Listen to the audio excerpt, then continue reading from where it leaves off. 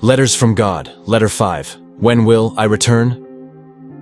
Good morning, my beloved son. Today, I would like to ease your anxiety about some important matters, but I'll especially talk about when I'll return for you.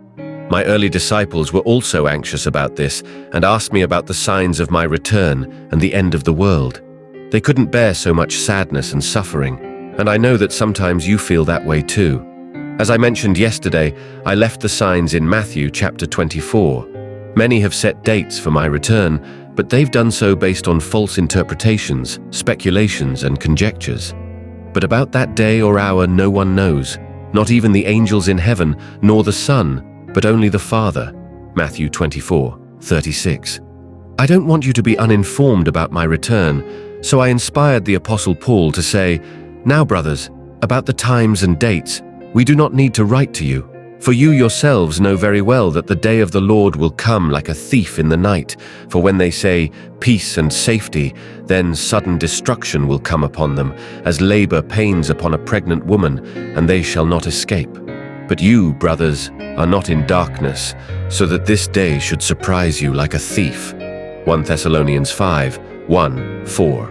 Would you like to know the signs I left so you won't be surprised? You will hear of wars and rumors of wars. See to it that you are not alarmed. Such things must happen, but the end is still to come. Nation will rise against nation and kingdom against kingdom. There will be famines and earthquakes in various places.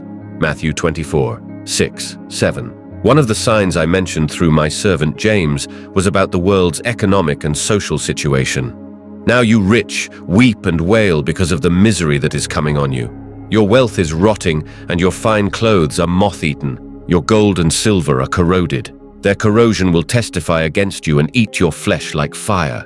You have hoarded wealth in the last days. Look, the wages you failed to pay the workers who mowed your fields are crying out against you.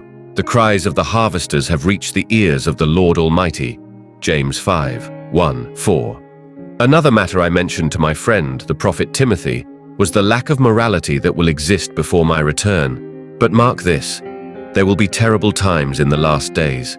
People will be lovers of themselves, lovers of money, boastful, proud, abusive, disobedient to their parents, ungrateful, unholy, without love, unforgiving, slanderous, without self-control, brutal, not lovers of the good, treacherous, rash, conceited, lovers of pleasure rather than lovers of God, having a form of godliness but denying its power. Have nothing to do with such people. 2 Timothy 3:1-5. Isn't it like that today? Pay attention to the people around you. Listen, my dear son, in the last days time will be chaotic. Everyone will be rushing around. It will even seem like the day has fewer hours than usual, and furthermore, knowledge will increase. Daniel 12:4. Another clear and important sign is that after the distress of those days, the sun will be darkened, and the moon will not give its light. The stars will fall from the sky, and the heavenly bodies will be shaken. Matthew 24:29. These signs have already been fulfilled. On May 19, 1780, the sun darkened. That day became known in history as the Dark Day. The eastern region of the United States became so dark that lamps were lit at noon. Even after midnight, the moon, although full, did not shine. Many believed that Judgment Day had come. No one could explain this supernatural darkness clearly. The best definition came from the words spoken by my son, Jesus. The darkening of the sun and the moon were a sign of his coming. On November 13, 1833, an incredible falling of stars never seen by anyone occurred. Again, people became convinced that Judgment Day had arrived. Since then, earthquakes, hurricanes, tsunamis, epidemics, famines, destruction by fire or floods have multiplied. Moreover, distress and perplexity all over the world showed that the return of Christ is very near. The story of Jesus, 176. Now that you know about these signs and that I am very close to returning, I hope you stay alert, raise your head, and stand firm in the right principles because your redemption is near. Luke 21:28-31. Do not lose heart for anything. Don't fail to observe what is happening. Therefore keep watch because you do not know on what day your Lord will come. But understand this, If the owner of the house had known at what time of night the thief was coming, he would have kept watch and would not have let his house be broken into. So you also must be ready, because the Son of Man will come at an hour when you do not expect him.